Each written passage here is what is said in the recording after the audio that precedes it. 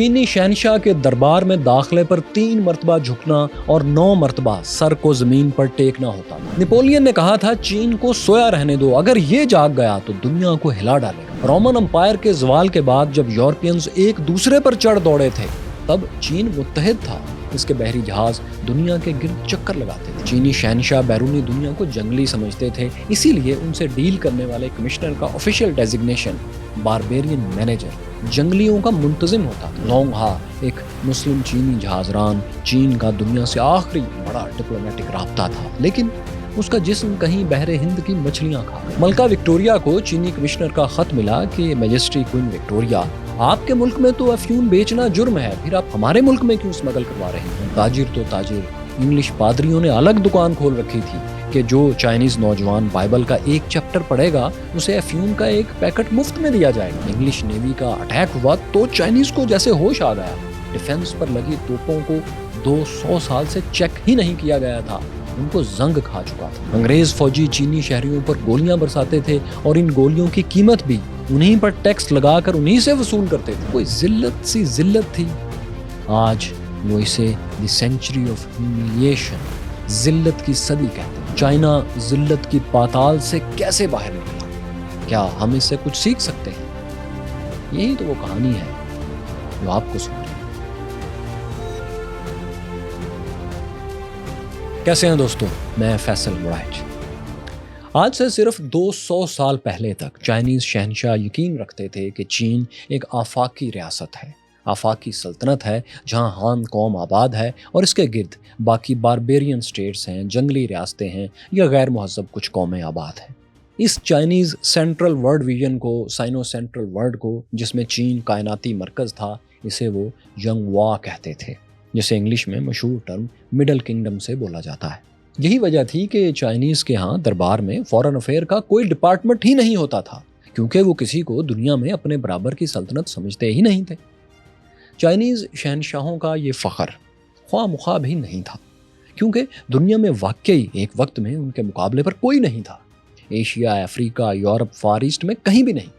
Roman umpire کے زوال کے بعد مغربی دنیا خاص طور پر جب ایک تباہ حالی سے گزر رہی تھی تو چین ایک شاندار ترقی یافتہ پھلتا پھولتا ملک تھا، ایک سلطنت تھی۔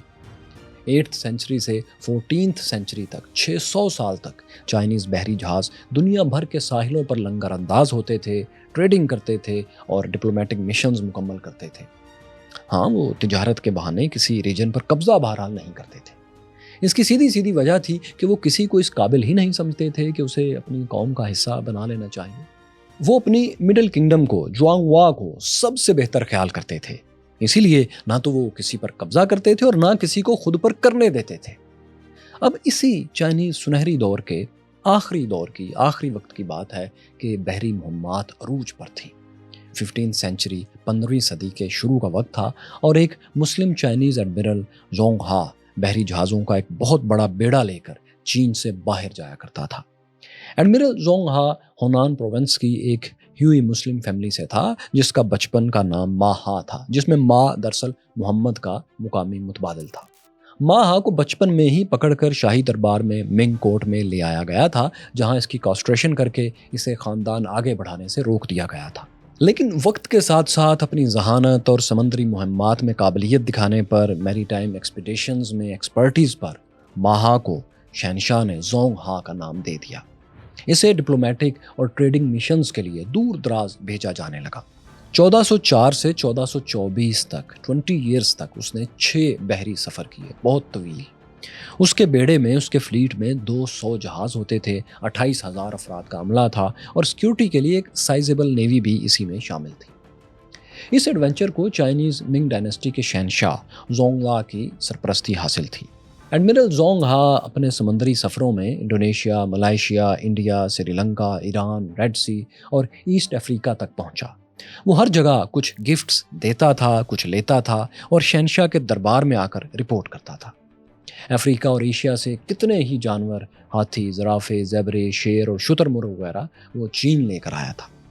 دنیا کی 30 ریاستوں سے اچھے تعلقات کی سند کے طور پر سینکڑوں علاقوں کے نمائندے بھی اس کے ساتھ چین آئے تھے، جو کہ پھر چین کے ساحلی علاقوں پر ہمیشہ کے لیے آباد ہو گئے۔ وہ میری ٹائم روٹس کو محفوظ کرنے کے لیے بھی اقدامات کرتا تھا۔ مطلب 15ویں صدی تک چین دنیا سے خوب جڑا ہوا پھلتا پھولتا ملک تھا اور پچھلے 800 سال سے ایسا ہی تھا۔ مگر کیا ہوا کہ جب 1424 میں 1424 میں زونگ ہا کا سرپرست شہنشاہ زونگ لا چل بسا تو ایک بڑی تبدیلی آئی۔ زونگ لا کے بعد آنے والے دونوں شہنشاہ نیول مشنز کے حق میں نہیں تھے۔ ان کے خیال میں یہ مہمات، یہ ایڈونچرز، یہ ڈپلومیٹک مشنز وقت اور دولت کا ضیاع تھے۔ وہ ان درباریوں کے گھیرے میں بھی آ گئے تھے جو کہتے تھے کہ سمندری سفر پر لگائے جانے والی دولت کو چین کے اندر کسی جگہ لگانا چاہیے، شمالی چین کے ڈیفنس پر خاص طور پر لگانا چاہیے جہاں سے منگول حملہ آور آتے ہیں۔ نئے شہنشاہ نے یہ کیا کہ زونگ ہا کے سمندری نقشوں، جہازوں کے بلو پرنٹس اور ایسے ہی دوسرے مددگار ریکارڈ کو آگ لگا دی۔ نئے تیار ہونے والے جہازوں پر کام روک دیا گیا اور انہیں زنگ لگنے کے لیے بندرگاہ پر چھوڑ دیا گیا۔ زونگ ہا جو چین میں ایک ہیرو کی حیثیت اختیار کر چکا تھا، وہ بہت مایوس اور دھتکارا ہوا انسان ہو گیا۔ 10 سال بعد 1434 میں جب وہ اپنے ایک آخری مشن پر بحر ہند میں سفر کر رہا تھا تو اس کی وہاں پر موت ہو گئی۔ عظیم چین کے عظیم جہاز راں 62 سالہ ایڈمرل زونگ ہا کی زندگی سمندر میں گزری تھی اور اس کی لاش بھی سمندر کے حوالے کر دی گئی جہاں اسے مچھلیاں کھا گئیں یقیناً۔ اس کے ساتھ ہی چائنیز کی بحری مہمات بھی دفن ہو گئی۔ آج چینی ساحل کے قریب یانگزی ریور کے پاس نینجنگ میں ایک مصنوعی جھیل میں اس کے جہاز کی نقل رکھی ہوئی ہے۔ اس کے نام پر ایک پارک ہے اور ایک میوزیم بھی چین میں قائم ہے۔ انڈونیشیا میں اس کے نام پر ایک مسجد آج بھی ہے کیونکہ زونگ ہا کو تاریخی طور پر فار ایسٹ میں ایک عظیم محافظ اور ڈپلومیٹ کے طور پر دیکھا جاتا ہے۔ اس کی ایک علامتی قبر بھی چین میں بنائی گئی تھی اور وہ اب بھی ہے، لیکن ظاہر ہے وہ خالی ہے۔ زونگ ہا کی موت کے بعد چینی دربار نے اگلے 400 سال کے لیے خود کو بیرونی دنیا سے کاٹ لیا۔ پہلے سمندری راستے انہوں نے محدود کیے اور پھر زمینی رابطے بھی کم کر دیے۔ چین نے شمال سے، نارتھ سے منگولوں کے حملوں کے لیے دیوارِ چین کو مضبوط کرنا شروع کیا اور اپنی بڑھتی ہوئی آبادی کے مسائل کی طرف زیادہ دیکھنا شروع کر دیا۔ بیرونی دنیا سے سلک اور چائے کی فروخت کے لیے کچھ رابطے قائم رہے، لیکن شہنشاہ اور دربار کا علمی، سیاسی اور ڈپلومیٹک رابطہ ایشیا سے، فار ایسٹ سے، افریقہ سے اور یورپ سے بالکل کٹ گیا۔ مڈل کنگڈم، عظیم جونگوا، دنیا سے الگ تھلگ ہو گیا اور اس کا نقصان بھی عظیم الشان ہوا۔ یورپ جس انڈسٹریل ریولوشن سے گزر رہا تھا اور تیز ترین ترقی کر رہا تھا، چین کو اس کا کچھ بھی حصہ نہیں مل پایا، اسے اس کا علم ہی نہیں تھا۔ حالانکہ چین کو نئے آئیڈیاز کی بہت زیادہ ضرورت تھی۔ اس کی آبادی امن اور خوشحالی کے لمبے عرصے میں بڑھنے لگی تھی۔ کئی صدیوں تک وہی چین جس کی آبادی 6 سے 7 کروڑ تک محدود ہو گئی تھی، وہ 14 سے 18 سینچری تک 2 سے 3 گنا آبادی میں بڑھ گیا، اور ساتھ میں مغربی دنیا کا بھی یہی حال تھا۔ وہاں بھی انڈسٹریل ریولوشن اور امن کے باعث آبادی بہت تیزی سے بڑھ رہی تھی، ان کے پاس دولت آ رہی تھی اور ساتھ میں ان کے ہاں چائنیز پروڈکٹس کی مانگ بھی تیزی سے بڑھ رہی تھی۔ امیر یورپینز چائنیز سلک، چائے اور خوبصورت چینی برتن جنہیں پارسلین کہتے تھے، ان کے دل دادا تھے۔ چین سے ان تمام چیزوں کی ڈیمانڈ بہت زیادہ بڑھ گئی۔ چین نے اس مانگ سے فائدہ اٹھانے کے لیے اپنی آئسولیشن میں ایک رخنہ بہرحال رکھا ہوا تھا، وہ یہ کہ انٹرنیشنل ٹریڈ کے لیے صرف ایک پورٹ، وانگزو، جس کو کینٹون بھی کہتے تھے، اس کو وقف کر دیا گیا تھا۔ اس کے علاوہ چینی سامان کسی دوسرے راستے سے ایکسپورٹ یا امپورٹ نہیں ہو سکتا تھا۔ اور بھی پورٹس تھیں، لیکن ان سے عظیم الشان چائنیز جغرافیے کے لیے ہی ٹریڈنگ ہوتی تھی یا قریبی آئی لینڈز کے لیے کچھ سامان آتا جاتا تھا، جیسے کہ کوریا وغیرہ۔ پھر اس صرف ایک پورٹ کو ایکسکلوسیو رکھنے کے ساتھ چین نے ایک اور سٹیپ بھی لے رکھا تھا، وہ یہ کہ چین غیر ملکی تاجروں سے، جو کہ اس وقت تک زیادہ تر ڈچ اور انگریز تھے، ان کو اپنا سامان ایکسپورٹ کرنے کے بدلے کرنسی نہیں لیتا تھا، بلکہ چاندی کے سکے لے لیا کرتا تھا، سلور کوئنز۔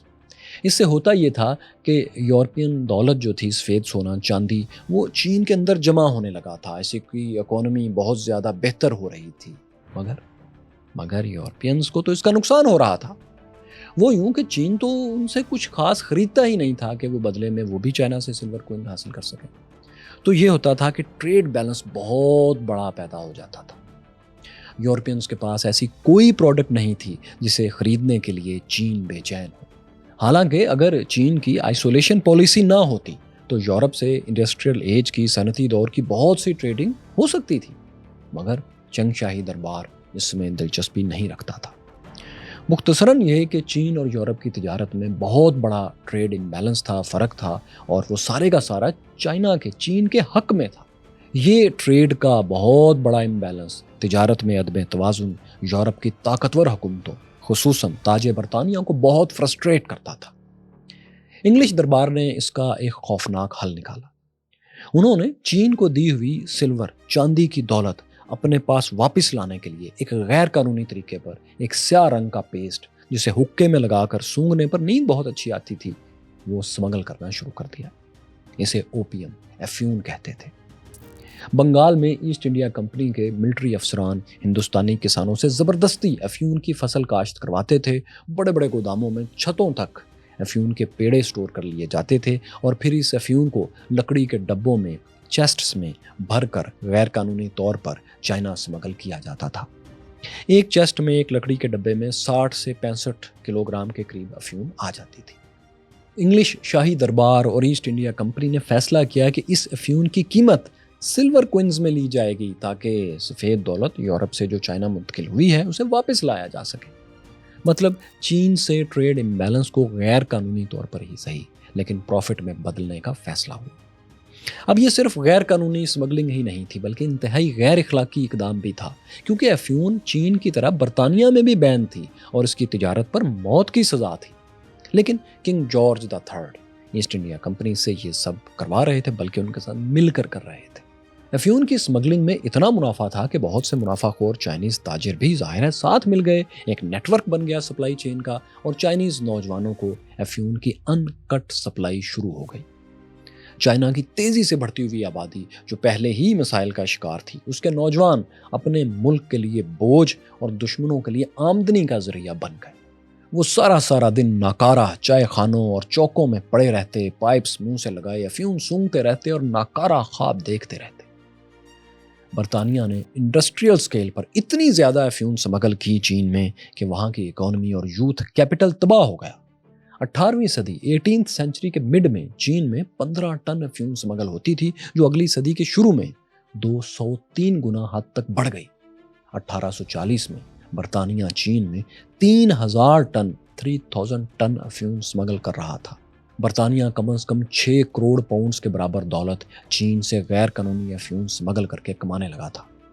چین اپنی نوجوان نسل کو پلے سے پیسے دے کر کھو رہا تھا، اور ساتھ میں سلور گولڈ ریزروز بھی خالی ہو رہے تھے، کیونکہ آپ جان چکے ہیں کہ افیون کا کاروبار سلور کوئنز میں ہوتا تھا، چائنیز کی کاپر کرنسی میں نہیں۔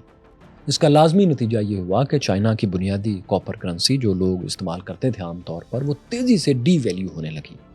چاندی کی، سلور کوئنز کی قیمت بہت تیزی سے اوپر جانے لگی۔ اب کسان کماتے کاپر کرنسی میں تھے، لیکن ٹیکس ان کو بھی سلور کوئنز میں ہی دینا پڑتا تھا۔ تو یہاں سے ان کے لیے ایک نیا مسئلہ شروع ہوا کہ سلور کا ایک اونس جو 700 سے 800 کاپر کوئنز میں آ جاتا تھا، وہ افیون سمگلنگ کے چند برس بعد ہی 2500 کاپر کوئنز تک پہنچ گیا۔ کسان ٹیکس دینے کے قابل ہی نہ رہے۔ اوپیم ٹریڈ کا یہ ریپل ایفیکٹ چین کو اپنی لپیٹ میں لے رہا تھا۔ 1794 میں کیا ہوا کہ 3 سینٹرل چائنیز ریجنز میں، سیچوان، ہوبے اور شانزی میں کسانوں نے بغاوت کر دی۔ اس بغاوت کو منظم کرنے میں مقامی بدھ فرقے وائٹ لوٹس کے بخشوں نے بہت مدد کی، اسی لیے اسے وائٹ لوٹس ریبیلین کہا جاتا ہے۔ وائٹ لوٹس بدھ سوسائٹی نے لوگوں کو یقین دلایا تھا کہ مائتریہ یعنی بدھ کی دوبارہ دنیا میں آمد ہونے والی ہے، اور وہ آئیں گے اور تمام دکھوں کا مداوع کر دیں گے، وہ چنگ شاہی ظلم سے بھی نجات دلا دیں گے اور معاشی صورتحال بھی شاندار کر دیں گے۔ اسی لیے ضروری ہے کہ مائتریہ کے استقبال کے لیے شہنشاہ کا راج ختم کیا جائے اور کسان بغاوت کریں۔ وائٹ لوٹس ریبیلین اتنا طاقتور تھا کہ اسے مکمل طور پر کچلنے میں چنگ شاہی فوج کو 8 سال لگ گئے۔ 1794 سے 1804 تک 1804 تک یہ لڑائی چلی، خانہ جنگی چلی۔ چنگ شاہی فوج نے بہرحال یہ بغاوت کچل دی۔ بہت محتاط اندازے کے مطابق بھی اس میں 1 سے 2 لاکھ کے درمیان چائنیز براہ راست لڑائی میں مارے گئے، لیکن اس بغاوت کے اثرات سے مارے جانے والے اس سے کہیں زیادہ تھے، تقریباً 20 لاکھ کے قریب، کیونکہ اس خانہ جنگی سے فصلیں تباہ ہوئیں، نئی فصلیں اگائی نہیں جا سکیں، کچھ موسم نے بھی اس دوران ظلم ڈھائے، خشک سالی سے قحط پھیلا اور وہاں سے وبائی بیماریاں پھیلیں، اور 1 سے 2 ملین لوگ اور مارے گئے۔ یہ ایک تباہ کن سانحہ تو تھا، مگر یہ صرف آغاز تھا۔ اس بغاوت کے بالکل شروع کے دنوں میں ہی لندن سے ایک اور عذاب تیرتا ہوا چائنیز ساحلوں پر لنگر انداز ہو چکا تھا۔ اسے کنگ جارج 3 نے بھیجا تھا۔ 1793 میں برطانوی شہنشاہ کنگ جارج III نے ایک ہائی لیول ڈیلیگیشن، ایک وفد چائنا بھیجا۔ بظاہر یہ ڈیلیگیشن چائنیز شہنشاہ چینگ مونگ کی 83ویں سالگرہ پر کچھ گفٹس لے کر آیا تھا، لیکن یہ صرف دکھاوا تھا۔ اصل میں وہ پیکنگ، موجودہ بیجنگ میں ایک مستقل بزنس ہیڈ آفس مانگنے کے لیے آئے تھے، اور وہ بھی مکمل رائل رائٹس کے ساتھ۔ ایسا آفس جہاں سے وہ پورے چین میں اپنی افیون سمیت پوری سمگلنگ اور ٹریڈنگ امپائر کو ایک سینٹرل ہیڈ آفس سے ڈیل کر سکیں، ہینڈل کر سکیں۔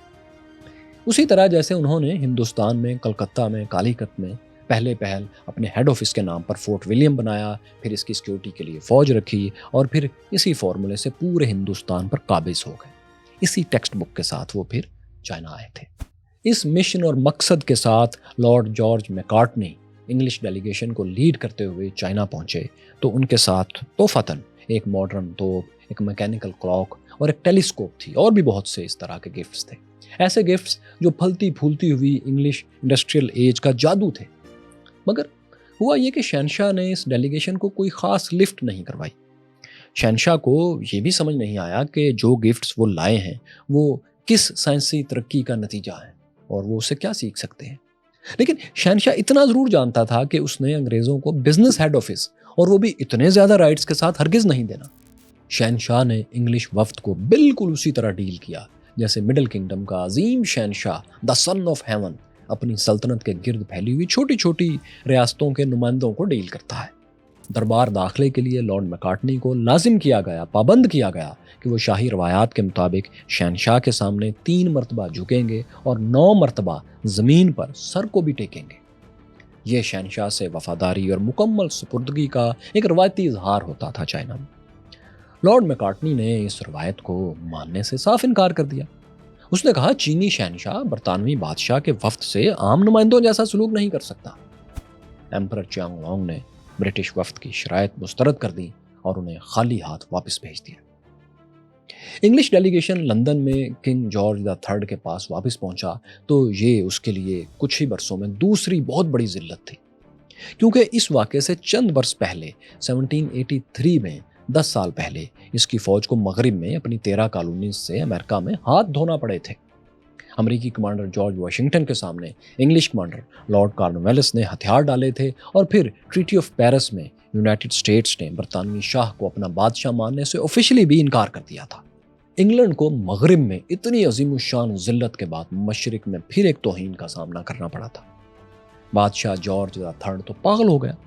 اس نے ذلت کا جواب یوں دیا کہ چین میں اوپیم کی اسمگلنگ تیز کر دی۔ چینی شہنشاہ تک خبریں پہنچیں تو اس نے پولیسنگ تیز کر دی۔ کینٹون، جسے ابھی ہم نے بتایا کہ گوانگ زو کہتے ہیں اب، یہ چین کی غیر ملکی تجارت کے لیے واحد پورٹ جو تھی، یہیں برٹش تاجر آتے تھے اور افیون بھی اسی کے قرب و جوار سے اسمگل ہوتی تھی۔ 1830 کی دہائی میں یہاں شہنشاہ نے ایک اسپیشل کمشنر لینگ زیشو کو اپوائنٹ کیا۔ اس کے ذمہ تھا کہ وہ افیون کی اسمگلنگ اور دوسری غیر قانونی تجارت کسی بھی طرح سے روکے۔ کمشنر لینگ زیشو نے کینٹون میں ڈیرے لگا لیے اور افیون استعمال کرنے والوں کو اور بیچنے والوں کو سزائے موت دینا شروع کر دی۔ مگر اس میں وہ ایک فرق بہرحال رکھتا تھا، وہ فارنرز پر، انگریزوں پر ذرا ہلکا ہاتھ رکھتا تھا۔ اس کے خیال میں مسئلہ چائنیز عوام میں تھا، امپورٹرز میں نہیں، جو چائنا میں لے کر آ رہے ہیں افیون، ان میں نہیں۔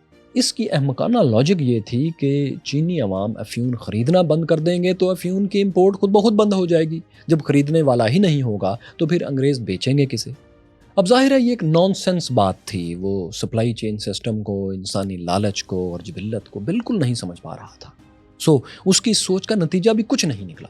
حالانکہ اس نے شروع میں قانون بنایا، عمل کروایا کہ جس کے پاس افیون سونگھنے والا پائپ ہوگا وہ پائپ فوری طور پر ضبط کر لیا جائے گا۔ 1,00,000 کے قریب پائپس اس نے ضبط بھی کر لیے، دسیوں ہزاروں چائنیز کو افیون بیچنے پر گرفتار بھی کر لیا، بہت سو کو سزائے موت بھی دی، لیکن کچھ فائدہ نہیں ہوا۔ وقت کے ساتھ ساتھ اسے بھی سمجھ آنے لگی کہ جب تک افیون کی اندھا دھند سپلائی نہیں روکی جائے گی، اس کی سپلائی چین کو نہیں توڑا جائے گا، چینیوں کو افیون کی لت سے نجات دلانا ناممکن ہے۔ یعنی انگریزوں سے لڑائی بہرحال ان کو مول لینا ہی ہوگی۔ مگر مسئلہ یہ تھا کہ تب تک برطانوی بھی بہت طاقتور ہو چکے تھے۔ امریکہ میں 13 برٹش کالونیز کی بغاوت اور شکست سے انہیں جو صدمہ ملا تھا، اسے انہوں نے واٹرلو کے میدان میں نپولین بوناپارٹ کو شکست دے کر دھو ڈالا تھا۔ برطانیہ کا امپیریل مورال ایک بار پھر آسمان پر تھا۔ وہ ایک بار پھر خود کو انٹرنیشنل سپر پاور کے روپ میں ہی دیکھ اور سمجھ رہے تھے۔ 1830 کی دہائی میں 1830s میں وہ چین میں اتنی افیون بیچ رہے تھے کہ ان کی آفیشیل تجارت سے زیادہ والیوم افیون کا تھا۔ صرف 2 سال 1831 اور 33 1831 اور 33 میں برطانیہ نے $1.40 کروڑ کی افیون چینی نوجوانوں کو بیچی۔ 1 کروڑ چائنیز نشے کے عادی ہو چکے تھے اور ان میں 1/4 سرکاری آفیشلز تھے، ملازمین تھے۔ آپ کو بتائیں دوستوں کہ سمگلرز اور ٹریڈرز تو ایک طرف، کرسچن پادریوں نے اپنی الگ دکان کھولی ہوئی تھی۔ جو چینی نوجوان پادری کو بائبل کا ایک چیپٹر سنا دیتا پڑھ کے، پادری اسے 1 پیکٹ افیون مفت میں دے دیتے تھے۔ سونگنے کے لیے چرچ کا دروازہ الگ سے ڈھال بناتے تھے۔ برطانیہ، اسکاٹ لینڈ، آئرلینڈ سے آئے ہوئے پادری جیسس کے نام پر چندہ الگ سے وصول کرتے تھے۔ پھر انگریزوں نے یہ کام بھی شروع کر دیا کہ وہ چائنیز تاجروں سے صرف سلور ہی نہیں، چاندی ہی نہیں، بلکہ براہ راست اوپیم کے بدلے میں، افیون کے بدلے میں پروڈکٹس لینے لگے تھے۔ یعنی ہمیں چائے، برتن اور سلک دے جاؤ اور بدلے میں اوپیم، افیون لے جاؤ۔ مطلب دربار کے، شہنشاہ کے، حکومت کے ہاتھ ٹیکس کی کوئی رقم نہیں آ سکتی تھی اور نہ ہی امپورٹ ایکسپورٹ کا درست ریکارڈ رکھنا ممکن رہا تھا۔ اسپیشل کمشنر اور چائنیز شہنشاہ کی راتوں کی نیند اڑی ہوئی تھی۔ مگر چین براہ راست برطانوی تاجروں سے لڑائی اب بھی مول نہیں لینا چاہتا تھا۔ لن زیشو نے 20 سال کی رشین بلڈ ملکہ برطانیہ الیگزینڈریا وکٹوریا کو ایک خط لکھا۔ اس خط کی اوریجنل کاپی آج بھی موجود ہے۔ ہارورڈ یونیورسٹی کی آن لائن لائبریری میں آپ اس کا انگلش ترجمہ بھی پڑھ سکتے ہیں۔ کیوریوس فیلوز مختصراً لن زیشو نے یہ لکھا کہ میجسٹری کوئن، میں نے سنا ہے کہ آپ کے مذہب میں افیون جیسا دھواں سختی سے منع ہے اور آپ کے ملک میں بھی اس کی تجارت پر سخت ترین سزا، موت کی سزا دی جاتی ہے۔ تو یہ کیسے ممکن ہے کہ جس چیز کو آپ نے اور آپ کے مذہب نے اپنے ملک میں سختی سے بین کر رکھا ہے، اسے آپ دوسروں کے ہاں ایکسپورٹ کر رہے ہوں؟ آپ کو کیسا لگے اگر کوئی دوسرا ملک آپ کے ملک کے لوگوں کو افیون اور نشے کے دھوئیں کا عادی کرنے کی کوشش کرے؟ کمشنر نے پورے مراسلے میں شہنشاہ کی طرف سے ملکہ سے درخواست کی تھی کہ چین کے اندر افیون کی اسمگلنگ بند کروائیں۔ مگر ملکہ وکٹوریا نے غیر قانونی تجارت تو کیا بند کروانا تھی، اس نے خط کا جواب تک نہیں دیا، بلکہ جو افیون برطانوی تاجروں کو 2 سال میں $1.40 دے رہی تھی، وہ ملکہ وکٹوریا کے شروع کے دور میں ہی $1.80 سالانہ تک پہنچ گئی۔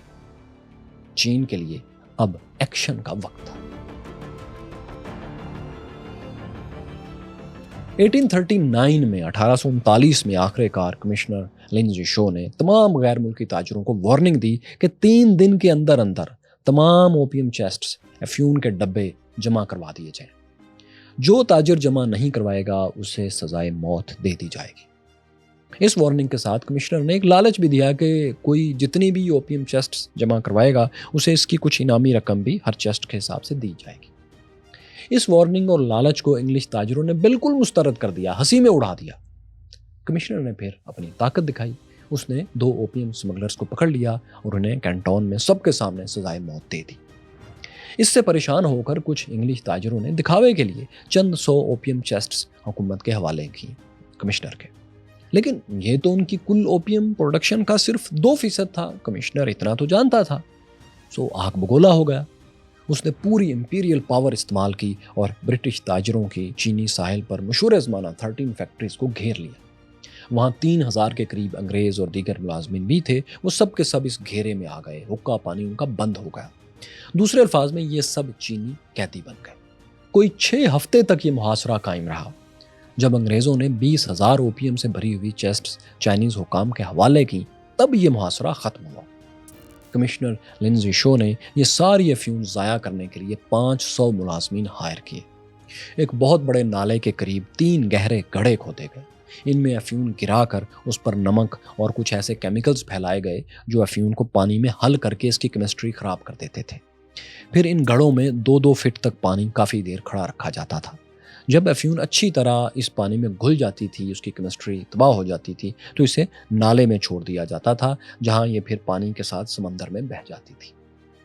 22 دن تک، 22 ڈیز تک اسی طرح تواتر سے کام ہوا، تب کہیں جا کر 20,000 چیسٹس کی افیون تباہ کی جا سکی۔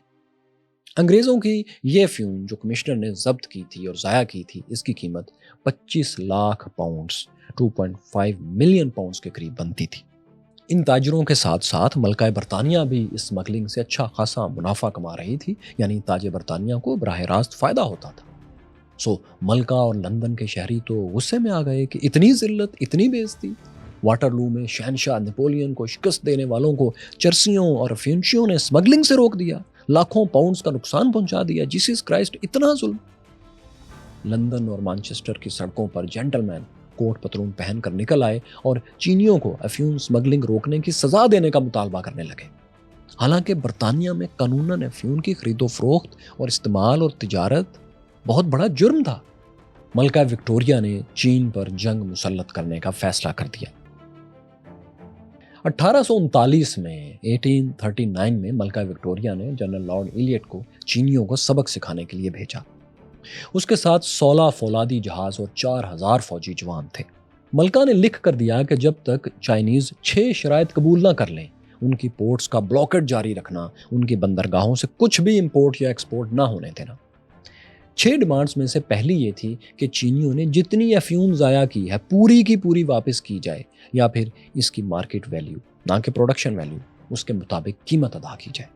دوسری یہ کہ جن 6 ہفتوں تک برٹش فیکٹریز کا محاصرہ کیا گیا تھا، اس دوران کا سارا نقصان پورا کیا جائے۔